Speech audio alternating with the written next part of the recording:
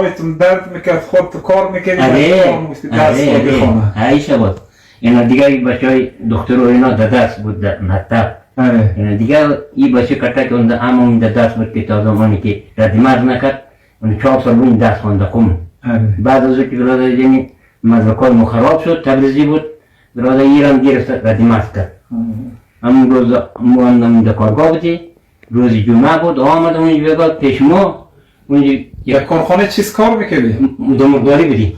یعنی برادر اونجا بگاد کلپل کرد تیر کردی بعد از او برادر شب شد برادر استراحت کردی رفت بعد از او سوال کردم بابا گفتم تو تحصیلی درسم بود البته اول تویستو گفتم در دست مری یا تحصیل میکنی؟ مگه نه ما تحصیل نکنم مرو. خب گفتم مری چی بردی؟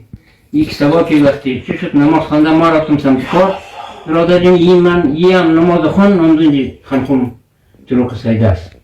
سیده است که رفت پیش حرم برادر جان حرم زیارت کرد و میخواست در دست بره که برادر گرفت برد اردوگاه.